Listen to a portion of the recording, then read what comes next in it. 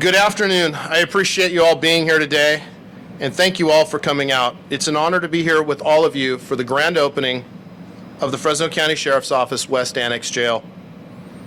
Today is a monumental day here in Fresno County as we open this new facility that will serve the members of the community and also the members of the Fresno County Sheriff's Office.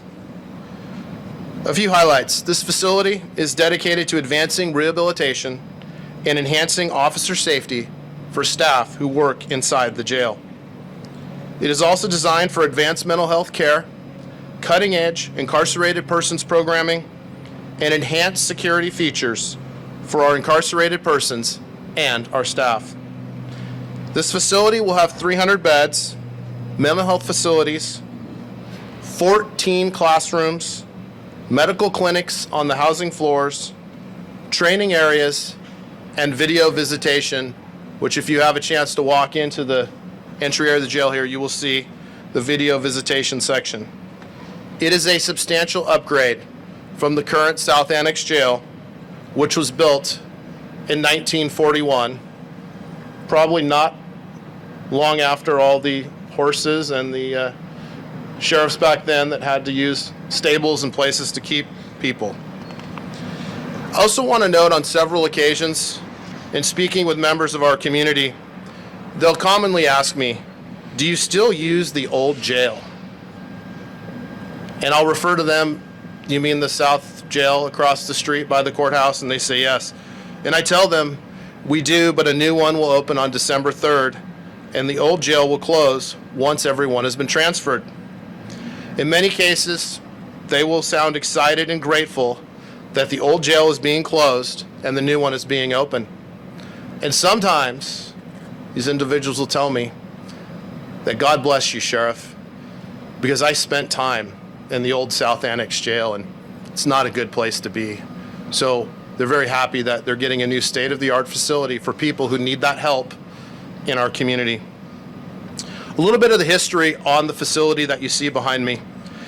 As we stated earlier, construction started in 2018.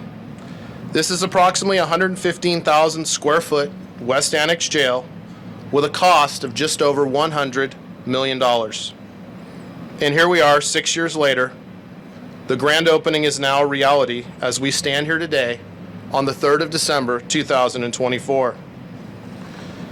This opening will allow Fresno County to gradually transfer our incarcerated persons in phases from the 499-bed South Annex Jail, which will gradually be closed once all of the incarcerated persons are transferred to the West Annex Jail and our other facilities.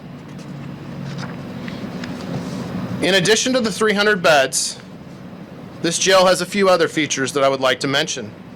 It has 18 ADA compatible cells, 10 exercise yards, 290 facility cameras, visitation enhancements, and 2 housing floors.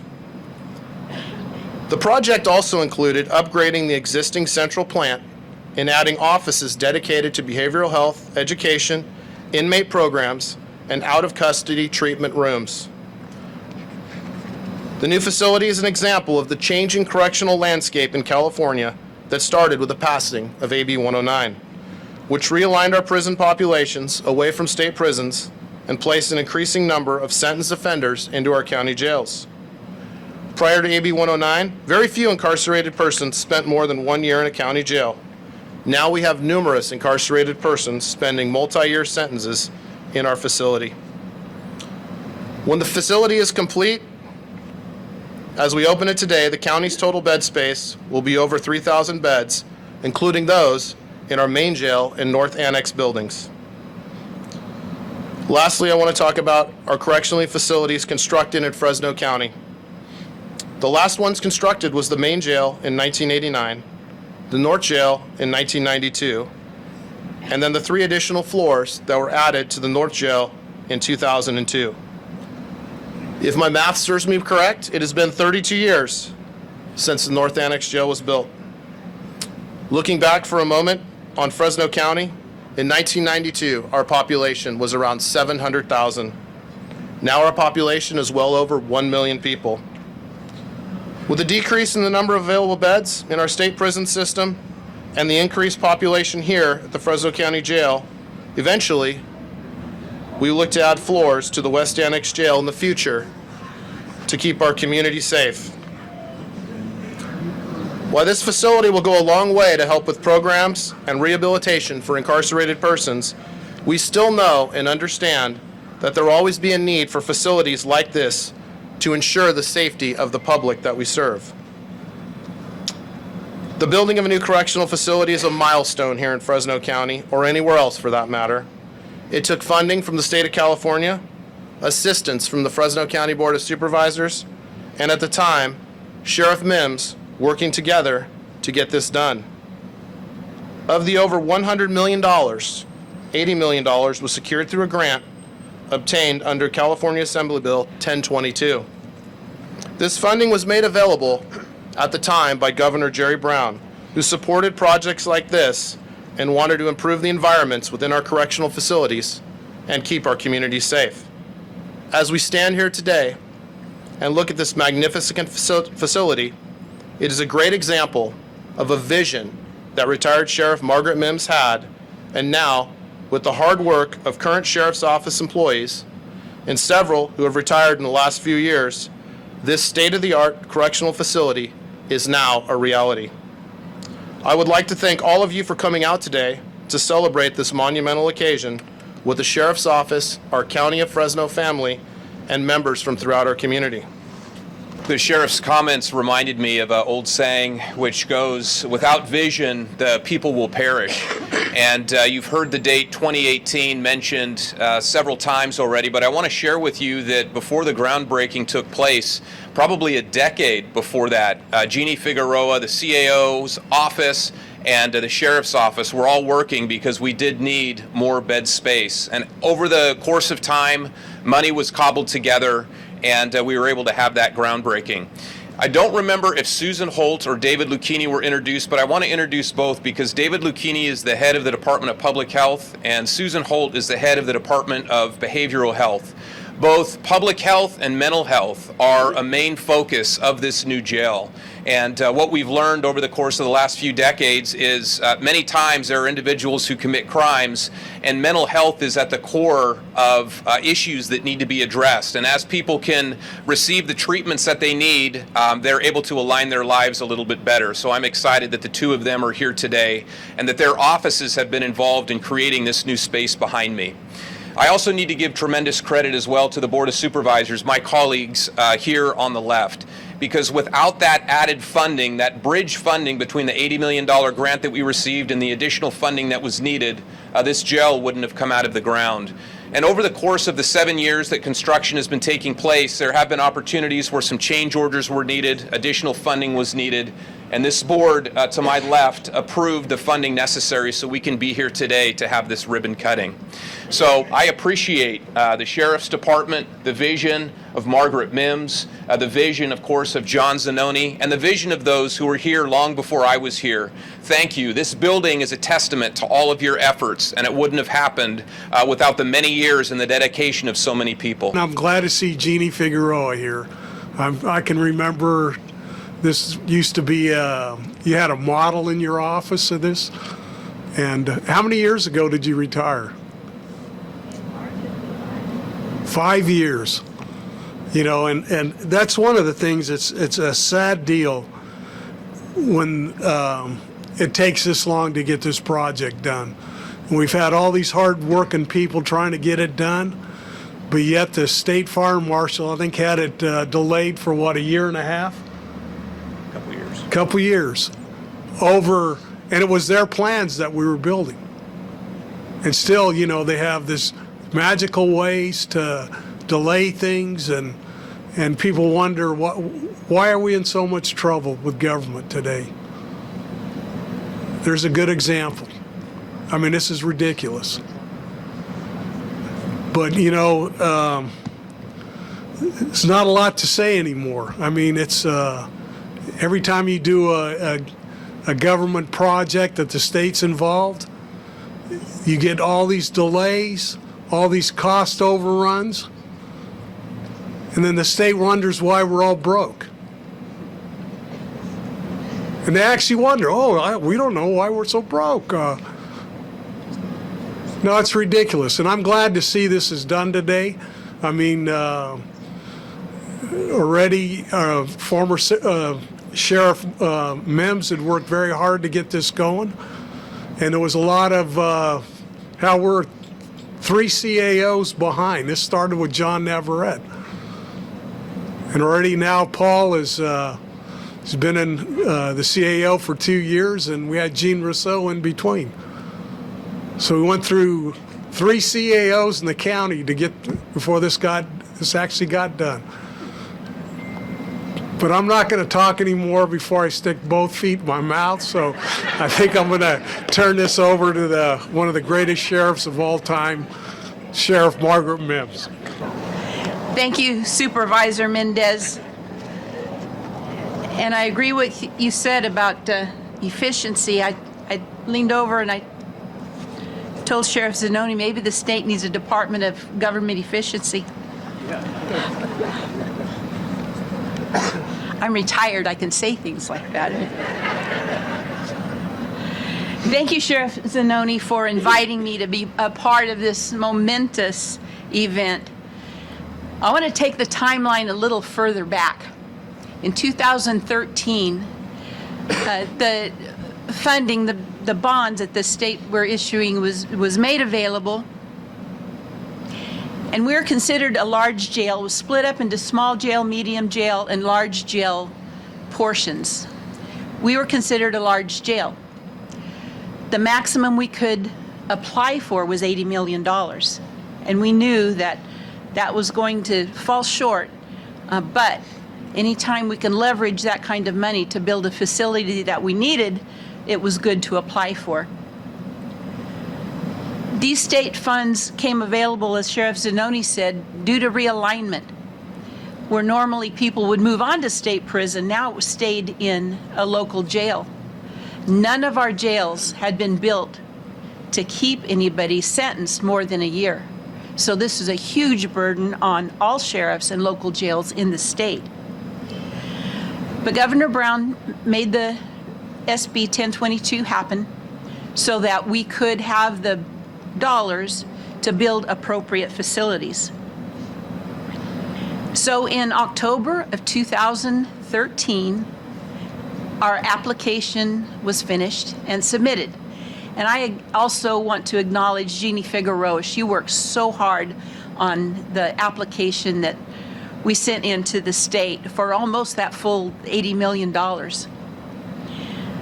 CAO John Navarrete also involved. And I'll never forget the day we had to go to Sacramento to present to the recommendation board in support of our application. I had 10 minutes to verbally present to support our application for $80 million. I got to figure out how many millions per minute that was, but we were funded.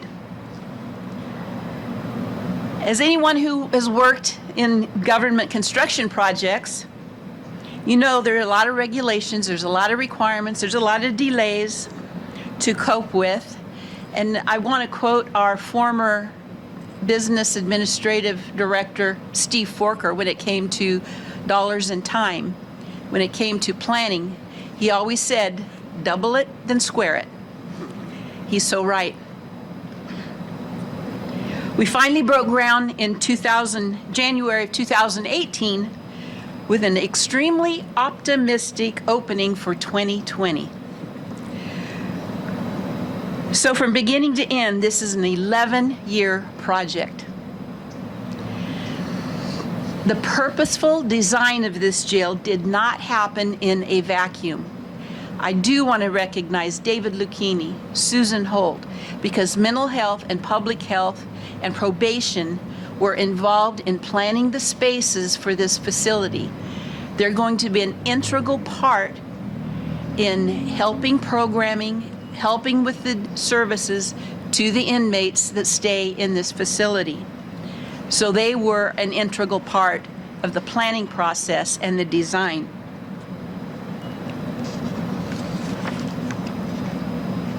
There'll be significant improvements in inmate services with the appropriate spaces to deliver these services. You really can't appreciate it unless you've ever been in the old jail. The old jail has the same design as San Quentin.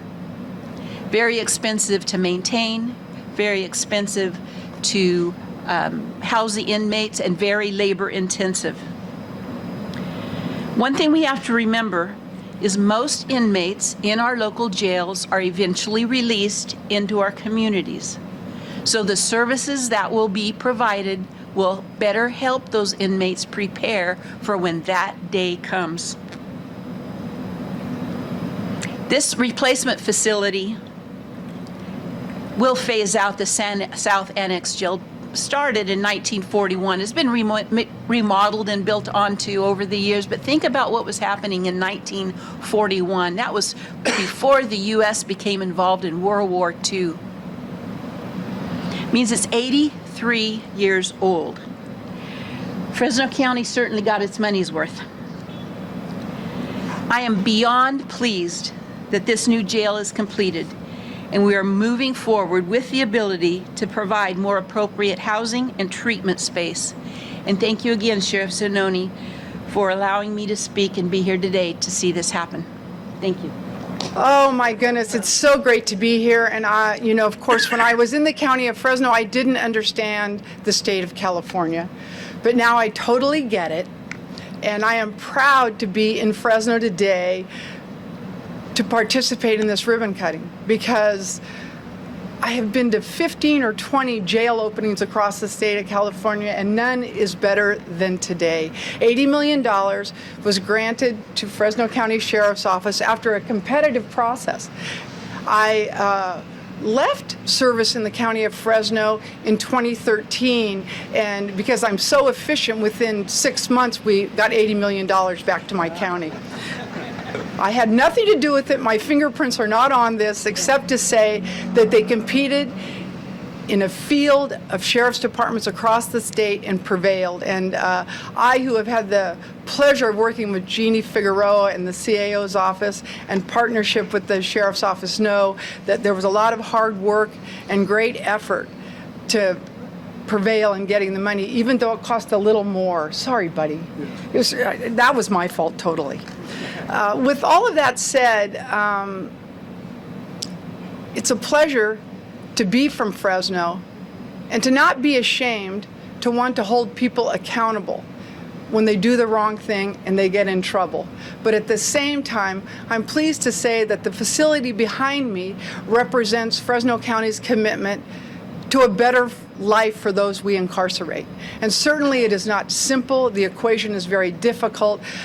But this facility represents commitment to change, commitment to turning lives around, commitment to doing the right thing and giving people tools so that when they go back into the community, they don't just churn round and around in our jails.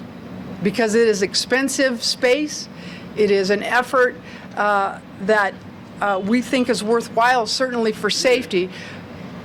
But aren't we proud of ourselves that we're going to be committed to a better life for those we incarcerate?